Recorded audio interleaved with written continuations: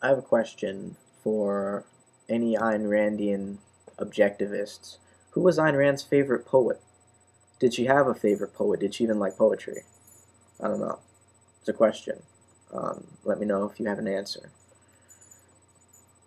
Um, so I just started to make a video about sort of countering the objectivist viewpoint, not with subjectivism, but just with a step out of the whole objectivist subjectivist frame. And I wanted to try to do that by pointing out how we think in terms of metaphor, no matter what. There's very few ways of conceiving the world that are literal. You know, we can talk of lifting up the guitar pick, and that's literal.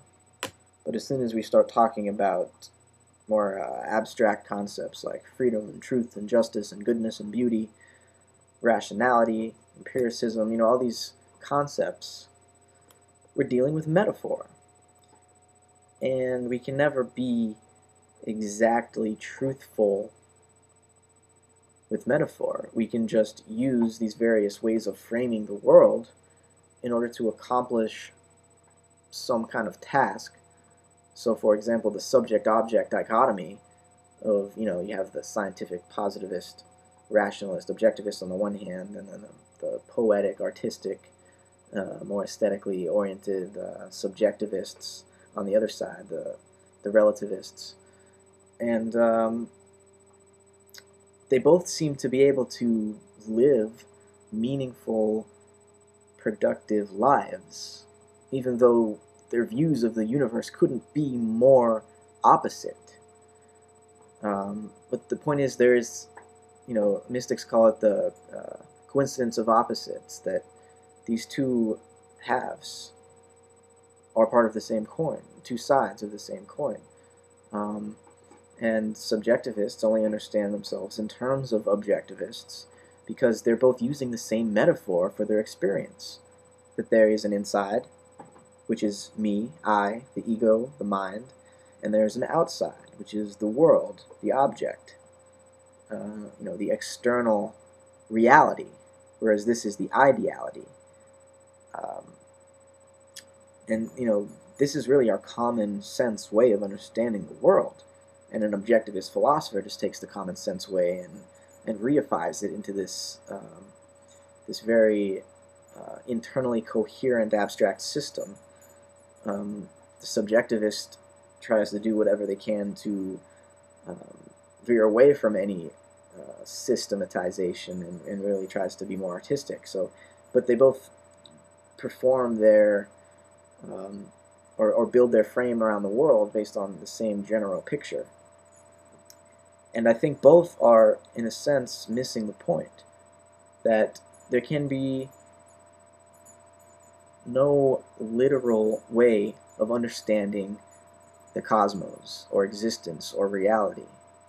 We cannot do it literally. We have lots of metaphors that contradict each other, but that each express what the universe is in their own internally coherent way. So what does that leave us with as far as understanding the cosmos as a whole?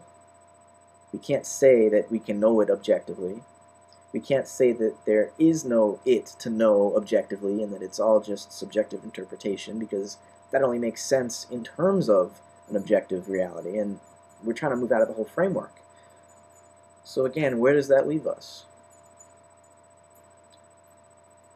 We're a body, and everything is related. Nothing is separate. Nothing happens on an island. I am not free because there is no world to be determined. Now, I'm not saying that there's blank, vast emptiness in front of me, though I am. Emptiness appears not because there's a blank whiteness or darkness, but because we see the interrelationship of everything that exists, and every object is a mirror reflecting every other object. And the gestalt of the environment supports the figures that we pick out and say this is separate and that is separate. There's always a background whenever we focus on a foreground. And to say that there is this objective world, it's like saying everything is conscious, when consciousness only makes sense in relation to unconsciousness. So really, what I'm trying to say is you can't have one side without the other. You can't have perfect knowledge without a huge unconscious that you're just not even considering, and it's really guiding you from the outside, but you don't even understand that possibility. You can never know anything, but at the same time, you're not missing anything either. And it's so easy when I criticize an objectivist for them to say, oh, you're just being a subjectivist, and I criticize a subjectivist for being too gooey, and they say, oh, you're just trying to categorize me objectively.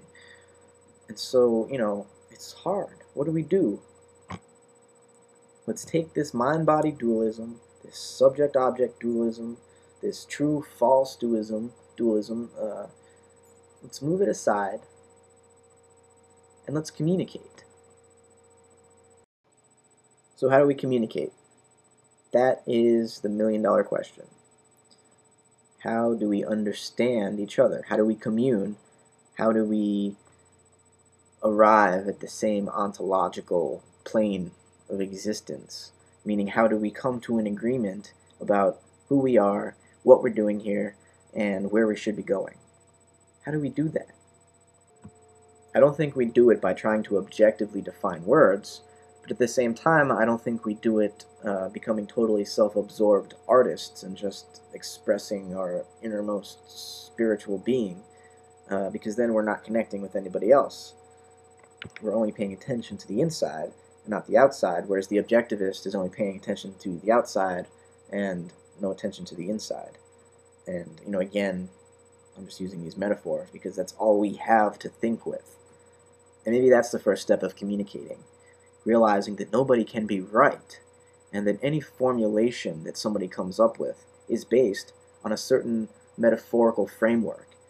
And that metaphorical framework is based on our embodied perception of the world. So our bodies, the way they're designed, it preconditions us to understand the world in terms of certain types of metaphors. This is so because, quite simply and quite empirically, the same neurons up here that are responsible for controlling my motor behavior and my sensory perception, or not controlling it, but organizing it, the same neurons that guide that behavior, are also responsible for my abstract, conceptual, rational thought process. So another way of saying this is that knowledge and action are one. The mind and the body are parts of the same process. We understand mind largely in terms of a metaphor produced by our linguistic abilities.